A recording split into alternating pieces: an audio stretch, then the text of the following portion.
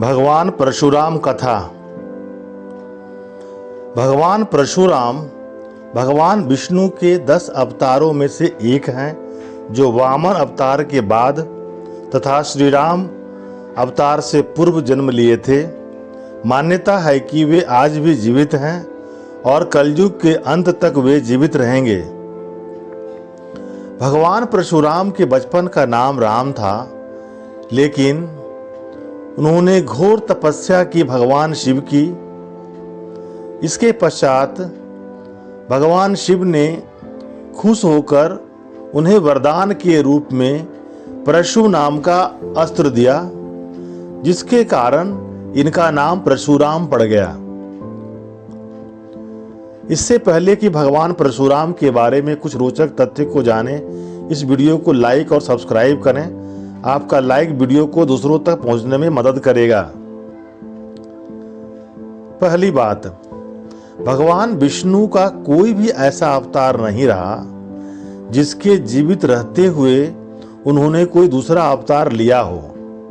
अर्थात एक अवतार की समाप्ति के पश्चात ही वे दूसरा अवतार लेते थे। परंतु जब से भगवान परशुराम ने विष्णु के छठे अवतार के रूप में जन्म लिया है, तब से आज तक वो जीवित हैं। माता का वध। एक बार परशुराम जी के पिता ऋषि जमदग्नि ने अपनी पत्नी रेणुका को जल भरने नदी पर भेजा। रेणुका ने वहां एक गंधर्व एवं गंधर्वी को विहार करते हुए देखने में देर लगा दी। जब वापस घर लौटी तो जमदग्नि अत्यंत क्रोधित हुए कि उनकी पत्नी ने पर पुरुष को विहार करते हुए देखा। उन्होंने अपने सब पुत्रों से माता का वध करने को कहा, मगर उनके 4 पुत्रों ने वध करने से मना कर दिया। फिर परशुराम जी से कहा कि तुम अपने भाइयों सहित माता का वध करो। पिता की आज्ञा मानकर परशुराम जी ने अपने माता और भाइयों का फरसे से वध कर दिया। इस कारण उसके पिता उनसे अत्यंत प्रसन्न हुए और उनसे वर मांगने को कहा। परशुराम ने वर के रूप में अपनी माता सहित 4 भाइयों का जीवन दान मांगकर उन्हें जीवित करवा दिया। राजा कार्तवीर्य अर्जुन का वध। भगवान परशुराम के समय एक राजा था जिसका नाम था कार्तवीर्य अर्जुन। वह अत्यंत बलशाली था। उसकी 1000 भुजाएं थी, इसलिए उसे सहस्त्रबाहु भी कहते थे। वह लंका के राजा रावण को भी परास्त कर चुका था, जिसके बाद उसकी प्रसिद्धि तीनों लोकों में व्याप्त हो चुकी थी।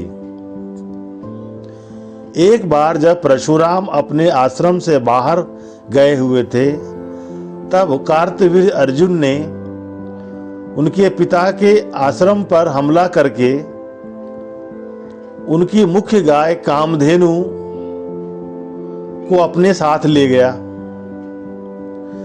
जब परशुराम पुनः अपने आश्रम लौटे और सब घटना का ज्ञान हुआ, तो वे अत्यंत क्रोधित हुए और उन्होंने सहस्त्रबाहु की सभी भुजाएं काटकर उसका वध कर दिया। सहस्त्रबाहु के वध के पश्चात उसका प्रायश्चित करने के लिए भगवान परशुराम तीर्थ यात्रा पर चले गए। इस बीच सहस्त्रबाहु के पुत्रों ने परशुराम के पिता जमदग्नि का वध कर दिया। जब परशुराम जी को इसका पता चला, तब उन्होंने पृथ्वी से 21 बार सहस्त्रबाहु के क्षत्रिय वंश का नाश कर दिया था। इसलिए उन्हें पृथ्वी को 21 बार क्षत्रिय विहीन करने के तौर पर भी देखा जाता है। द्वापर काल में रामावतार के समय उनकी भगवान श्री राम से राजा जनक के दरबार में प्रथम बार मुलाकात हुई तब उन्हें यह ज्ञान नहीं था कि श्री राम विष्णु के रूप में हैं।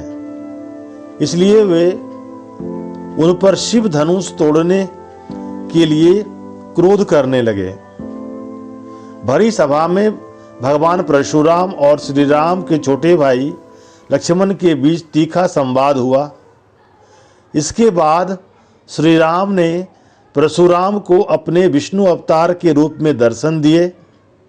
यह देखकर भगवान परशुराम का क्रोध शांत हो गया और वे वहां से चले गए।